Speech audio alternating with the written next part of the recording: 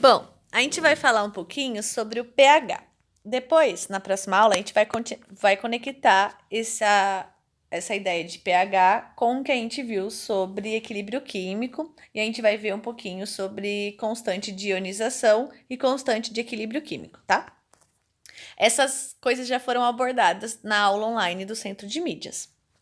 Então, vamos lá. Pergunta inicial. O que faz uma substância ser classificada com um pH ácido, básico ou neutro? Então, o que faz uma substância ser ácida, ser básica ou ser neutra? É isso que a gente vai tentar responder. A resposta mais simples é a concentração de íons H+, e de íons OH-. Então, para eu saber se ela é ácida, básica ou neutra, eu vou analisar quantos H+ eu tenho nessa solução ou quantos OH- eu tenho. Então, a lista do pH, para a gente já iniciar, ela vai de 0 a 14, igual tá aí.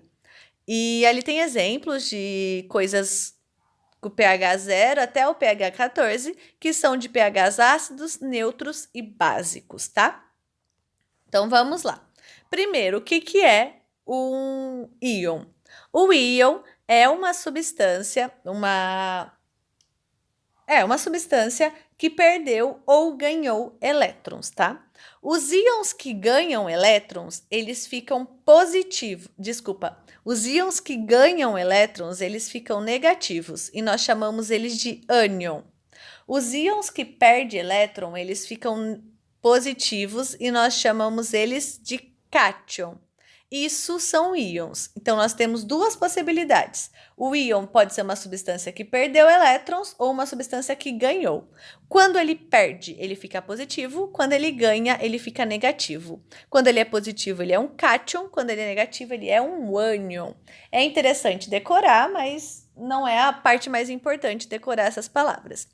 Então, a formação dos íons H+, ou H3O+. O que é H3O+? O íon H+, quando ele é formado e se associa à água, ele se junta com a água. Quando um H+ se junta com a água, que é H2O, vai formar o H3O+. Então, um H+ associado à água. E também a formação dos íons OH- vão determinar o pH das substâncias. Então, quando eu tenho uma substância que tem muito H+, eu vou ter um pH baixo, de valor pequeno, ou seja, ácido. Quando eu tenho uma substância que a concentração de OH- é maior, eu vou ter um ânion e o valor do pH vai ser alto, ou seja, a substância vai ser básica. E quando eu tenho a mesma concentração de H+ e de OH-, essa substância é chamada de neutra, porque as concentrações são iguais. Então, o valor da quantidade de H+ e a quantidade de OH- numa substância determina o seu pH. Só lembrando que H+ é a mesma coisa que H3O+, tá bom? Vamos entender dois processos antes da gente entender o pH. Existe um processo chamado de ionização, que é uma reação química que ocorre entre moléculas que produzem íons, que não existiam antes. Ou seja, eu tenho duas moléculas e essas moléculas elas vão formar íons, ou seja, quando elas reagirem, quando elas fizerem uma reação química, essas moléculas vão ter troca de elétrons. Uma molécula vai perder elétron e outra vai ganhar elétron. E isso vai fazer a formação de um íon, vai aparecer um íon. Olha o exemplo na imagem. Nós temos o HCl, que é o ácido clorídrico, reagindo com a água, que é H2O. Quando esses dois reagem, ele vai formar dois íons, o H3O+, lembra do H+, e o Cl-, ou seja, o H da água vai perder um elétron e o Cl vai ganhar esse elétron, formando íons. O H+, que é o íon que perdeu o elétron, ele é o cátion. E o Cl-, que é o íon que ganhou esse elétron, é o ânion, tá? Eu nunca tenho um cátion separado de um ânion, porque para alguém ganhar, alguém tem que perder. E para alguém perder, alguém tem que ganhar. Então, eu tenho sempre os dois. Um outro exemplo, além do ácido clorídrico, de formação de íons, é a molécula de água sozinha. A molécula de água sozinha é água pura. E ela também sofre ionização. E ela sofre ionização naturalmente. O que acontece? A água é formada por 2 Hs e um O. Esses 2 Hs, eles vão se separar. Vai ficar um H sozinho e o outro vai continuar junto com o O. Quando um desses H se separam do OH, um H vai perder um elétron e o OH vai roubar esse elétron dele. Então, nós vamos ter a formação de um H+, e de um OH-. Então, eu vou ter a formação de 2 íons a partir da água. Isso se chama autoionização. Por que autoionização? Porque a água não precisou de ninguém mais para fazer essa ionização. Ela se ionizou sozinha. Então, nós formamos o H+, e o OH- a partir da ionização da água. E olha que interessante. Lembra que o pH é definido pela formação de H+ e de OH-? E quem a água forma? H+ e OH-. Então, qual será que é o pH da água? Se ela está formando íons H+ e OH-, depois a gente vai entender. Lembra da símbolo de equilíbrio químico? A ionização da água é um exemplo de equilíbrio químico. Então, ao mesmo tempo que a água se ioniza, os íons viram água novamente. Reagente vira produto, produto vira reagente. Essa ionização da água é o que possibilita a água conduzir eletricidade. Sim, a água pura, mesmo que muito fracamente, conduz eletricidade. Por quê? A eletricidade, como a gente viu em física, é o fluxo de elétrons. Quando a água se ioniza, eu tenho um H perdendo elétrons, igual na imagem aí. Tá vendo a setinha azul? Um H perde elétrons e o outro H ganha elétrons. Esse H que ganha e perde elétrons, ele está fazendo um fluxo de elétrons e isso possibilita a condução de eletricidade. Então, isso explica por que a água pura conduz eletricidade. Na verdade, todo íon conduz eletricidade. Aqui, na ionização, nós não tínhamos íon. Nós fizemos uma reação química que fez surgir um íon. Surgir não, né? Que resultou num íon. Agora, nós vamos ver a dissociação iônica, que é quando eu já tenho um íon, só que eles vão estar separados e não juntos. Vamos entender. A dissociação iônica é a separação de íons que ocorre a partir de compostos iônicos que são dissolvidos em água. Exemplos de dissociação iônica nas bases. Então, nós temos o KOH. O KOH é um íon. Quando eu coloco ele na água, esse KOH se separa. Então, eu faço uma dissociação. Eles se separam. Quando eles se separam, eu vou formar o íon K+ e OH-. Por que é uma base? Porque eu estou formando OH-. OH- é caráter básico. O CaOH2 também vai formar íons OH e o íon Ca2+. Então, a dissociação iônica, como ela forma íons H+, OH-, ela também é importante para o pH, tá? Então, o que eu coloquei ali do lado? O processo de dissociação foi descoberto pelo físico-químico Arrhenius, que nasceu em 1859 e faleceu em 1927. O Arrhenius observou que algumas substâncias, quando são colocadas na água, conduzem eletricidade. Então, foi a partir dessa característica que ele conseguiu entender a dissociação iônica. Assim, Arrhenius sugeriu que nas soluções aquosas deviam existir partículas carregadas eletricamente. Hoje, essas partículas carregadas eletricamente nós chamamos de íons.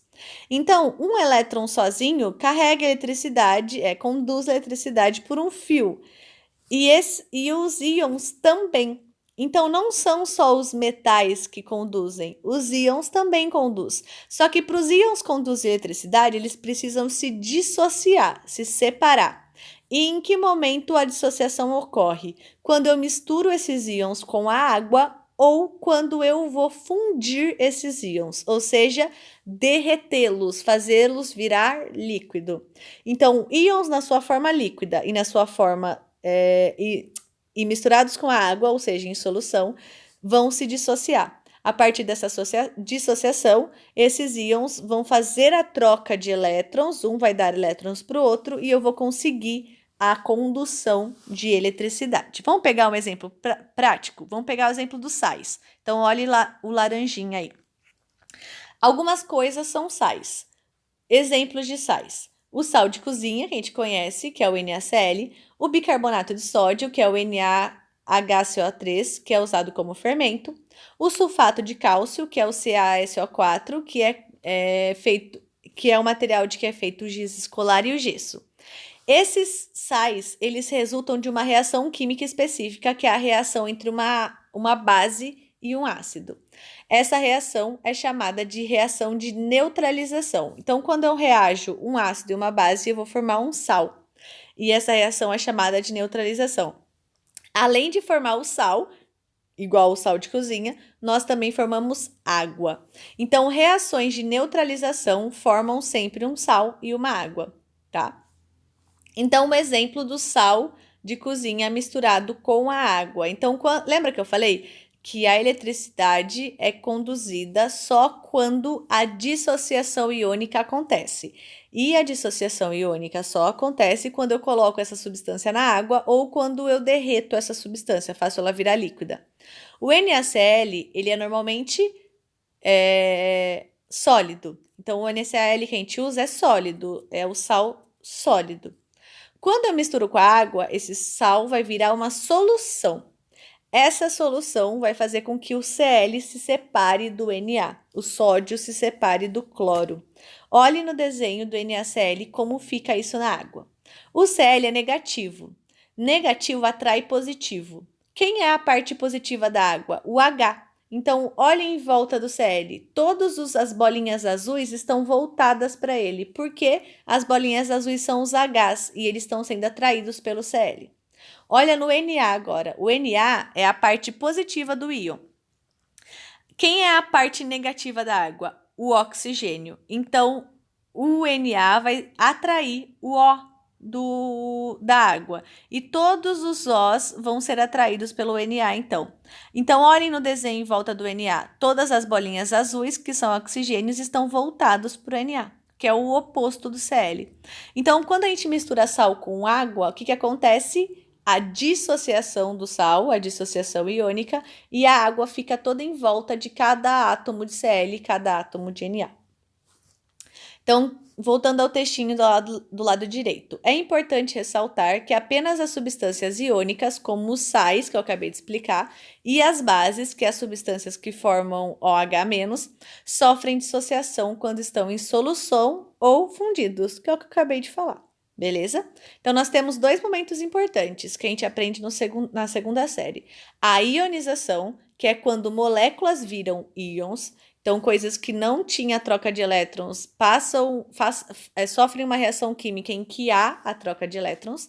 E a dissociação iônica, quando eu já tenho íons e esses íons vão se separar. Eles vão formar dois íons e não vão mais estar conectados. Então, um exemplo do NaCl. Nós tínhamos o NaCl e agora nós temos o Na+, e o Cl-. É a mesma coisa, só que separados e um pegou o elétron do outro. Então, voltando à escala de pH. O pH vai do 0 ao 14, do 0 ao 6 eles são ácidos, pH baixo, no 7 ele é neutro, e do 8 ao 14 eles são básicos, pH alto. Um exemplo de pH alto é a soda cáustica. A soda cáustica em solução, ou seja, misturado com a água, ele é um ácido de pH muito alto, que é o máximo, 14, entre 13 e 14. Um exemplo de pH muito baixo é o suco gástrico, que vai estar perto do pH 1. Então, o suco gástrico lá, que faz a digestão da nossa comida, ele é muito ácido. Coisas ácidas e básicas normalmente são confundidas, mas elas são opostas, tá? Mas machuca e faz mal para a pele do mesmo jeito. O exemplo de coisa neutra é a água pura, igual a gente falou. Como que a gente vai calcular o pH da água? Igual a gente falou, não, tô dando a resposta agora. Agora a gente vai entender a perguntinha que eu fiz aqui, que eu perguntei assim, se a água forma H+, e OH-, qual é o pH da água? Vamos ver? Para calcular o pH de qualquer substância, eu preciso saber a concentração de íons H+ formado. Então, quanto de íons H+ são formados? Os íons H+ e OH- são formados na água. A concentração de H+ na água é 10 elevado a menos 7.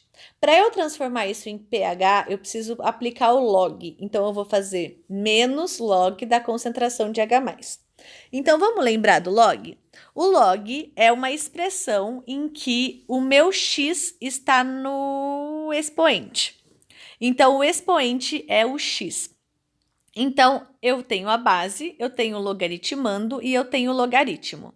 O logaritmo é o meu x no meu log. Quando eu mudo essas coisas de lugar para conseguir resolver o log, o x vira expoente, a base fica embaixo do x, né? É a base para o expoente, e o b fica do outro lado do igual.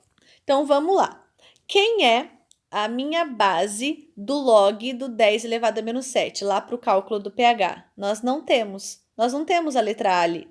Quando a base não aparece, qual que é o valor dela que a gente aprende na matemática? É 10. Então, a base é 10.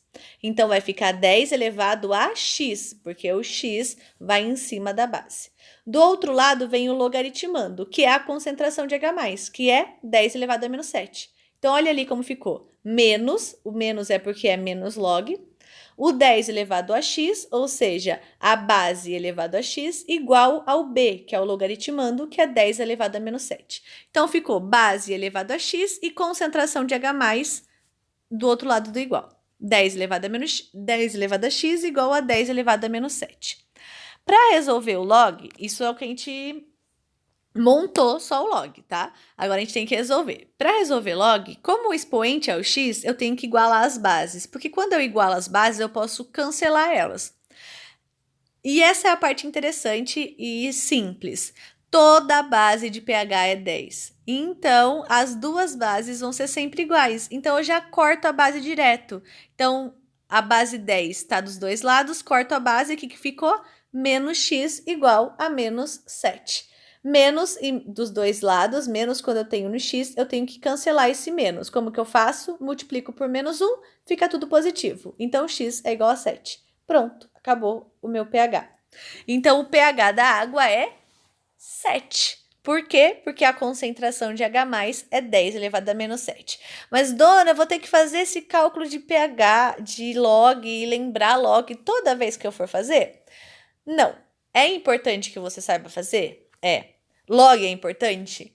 Muito importante para vestibular. E eu acho log uma das matérias mais legais da matemática, porque você tem que saber tudo de matemática que você já viu até então para resolver o log. Você tem que lembrar de todas as regrinhas matemáticas para resolver. Então, eu aconselho muito estudar logaritmo.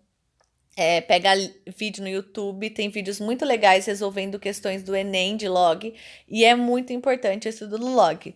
Mas para o log do pH, nós temos a resposta muito fácil. Por quê? Sempre, em todos os cálculos, o pH vai ser o expoente, vai ser o expoente do B, que é, nesse caso, 7, sem o negativo, lógico. Então, se a concentração de H+ for 10 elevado a menos 5, o pH é 5. Se for 10 elevado a menos 1, o pH é 1. Se for 10 elevado a menos 13, o pH é 13. O pH vai ser sempre o expoente da minha base 10. Sempre, tá? Ai, professora, a concentração não tá na base 10. Transforma da base 10 e pega o expoente. Pronto, você achou o log.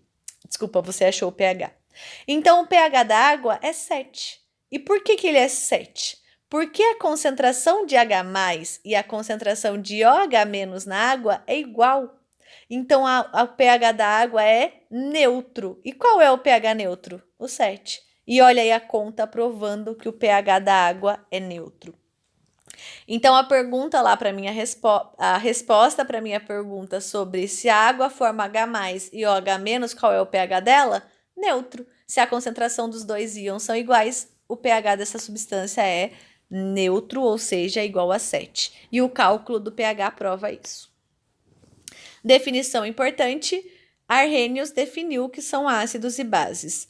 Ácidos são substâncias que sofrem dissociação iônica em água e produz o cátion H+, e o seu ânion correspondente.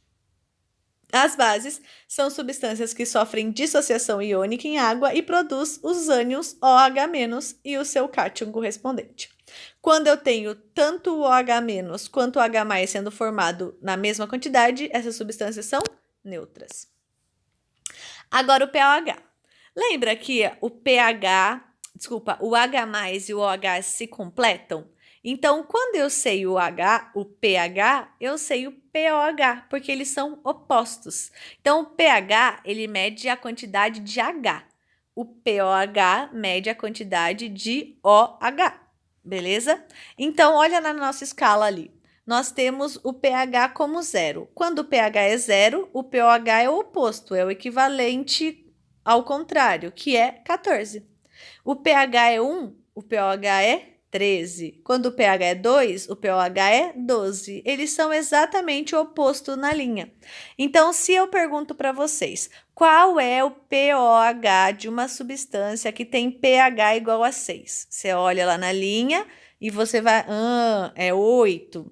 Qual é o pOH de uma substância que tem pH igual a 10? É 14. Como que eu faço isso de cabeça? Se o pH é 6, quanto falta para chegar no 14? 8. Então, o pOH é 8. 6 mais 8, 14. Os dois juntos sempre tem que dar 14. Então, se o pH for 14, o pOH é 0. Se o pH for 0, o pOH é 14. Então, um complementa o outro. Por isso, a gente estuda o pH. Porque se eu sei o pH, eu intuitivamente sei o pOH, beleza? Eles são só opostos. Um mede a concentração de H+, e o outro a concentração de OH-. Algumas informações sobre o pH do nosso cotidiano.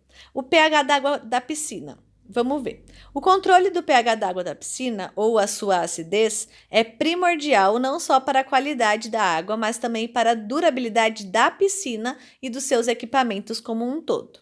Podemos citar vários motivos para se verificar e corrigir o pH da piscina. Então, por que ele é importante? Primeiro, os produtos químicos para tratamento da piscina, caso sejam utilizados em uma piscina com água muito ácida, ou seja, pH menor que 7, vão apresentar resultados ineficientes, pois eles são feitos para serem usados em água com pH entre 7,2 e 7,6, ou seja, levemente alcalina.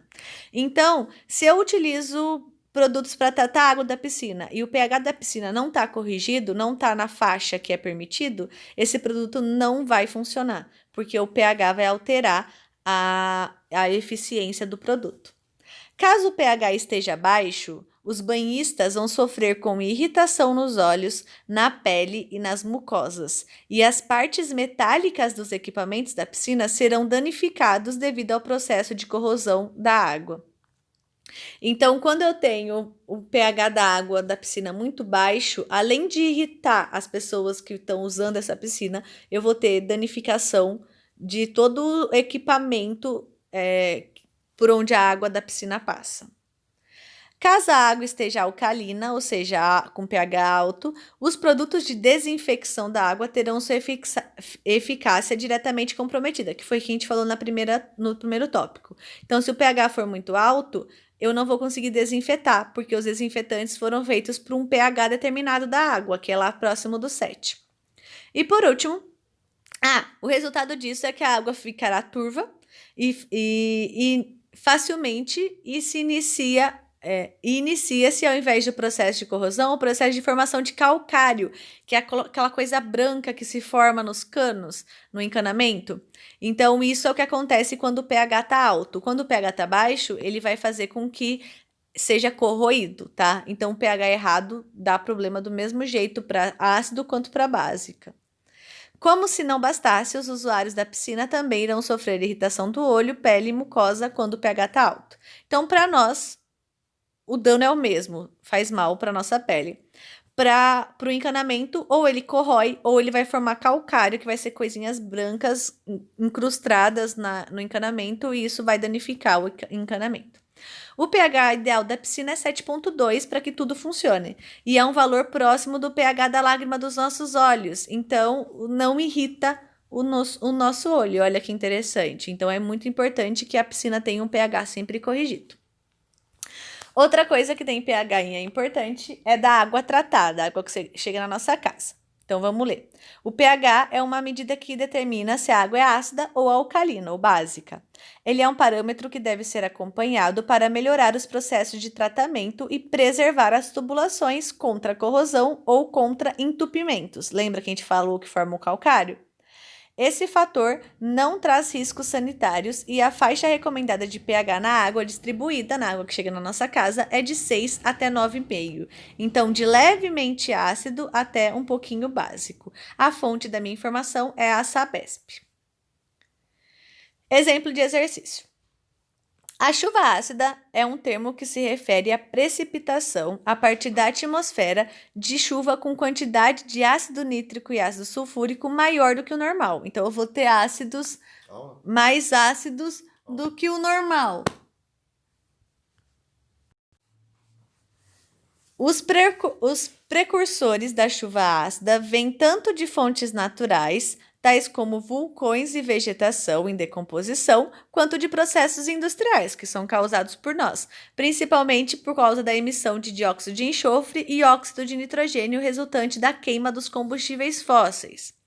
O pH da água da chuva, considerado normal, é de 5,5, devido à presença de ácido carbônico que vem da solubilização do dióxido de carbono. Um químico, monitorando uma região altamente industrializada, observou que o pH da água da chuva era igual a 4,5. Então, o pH normal é de 5,5 e o pH da chuva era de 4,5. Considerando que a acidez está relacionada com a concentração de H3O+, é correto afirmar que a água com pH 4,5 era, vamos ver, 2 vezes mais básicas, 2 vezes mais ácida, 2 vezes mais básicas, 10 vezes mais ácida ou 100 vezes mais ácida. Vamos lá. O cálculo de pH ele é feito a partir da base 10. Ou seja, cada vez que eu aumento o expoente, eu aumento ele em 10 vezes. Então, vamos voltar. 10 elevado a menos 7. 10 elevado, vamos colocar um número positivo. 10 elevado a 7. 10 elevado a 7 é o 10 vezes 10 vezes 10 vezes 10, 7 vezes. 10 elevado a 6 é 10 vezes 10 vezes 10 vezes 10, 6 vezes. Então, de 7 para 6, quanto aumentou? 10 vezes. De 7 para 9, não aumenta 2 vezes, aumenta 100 vezes. Sempre aumentando de 10 em 10, porque a base é 10. É ela que eu estou repetindo. Então, vamos voltar para o exercício. Quando eu estou aumentando o pH de 5,5, quando eu estou aumentando o pH de 4,5 para 5,5, eu aumentei uma vez o número do pH. Fui de 4,5 para 5,5. Isso significa que o meu expoente aumentou uma vez. Só que o meu expoente, cada vez que ele aumenta, na verdade, eu estou aumentando 10 vezes. Então, a resposta certa é 10 vezes mais ácida, porque o pH, quanto menor o pH, mais ácido ele é. Então, 10 vezes mais ácida do que o normal. Entenderam? Isso é importante. Então, lembra que o pH é o expoente da minha base 10? Então, se o meu expoente foi de 4,5 para 5,5, eu aumentei o meu expoente uma vez. Isso significa que o pH foi aumentado 10 vezes, tá? A concentração de H+ aumentou 10 vezes. Se aumentou 10 vezes, significa que eu tenho mais H+. Se eu tenho mais H+, a concentração está mais ácida. Então, como a escala de pH é uma escala logarítmica, a mudança da unidade equivale a uma solução 10 vezes mais ácida. Uma vez que eu aumento o pH, eu aumento ele 10 vezes em nível de concentração. Se eu aumentar 2 vezes o pH, a concentração significa que aumentou 100 vezes. Se eu aumentar 3 vezes o pH, significa que a concentração aumentou 1000 vezes. Então, o pH vai aumentar de 1 em 1. E a concentração vai aumentar de 10 em 10, porque a base do meu expoente é 10. É uma escala logarítmica. Belezinha?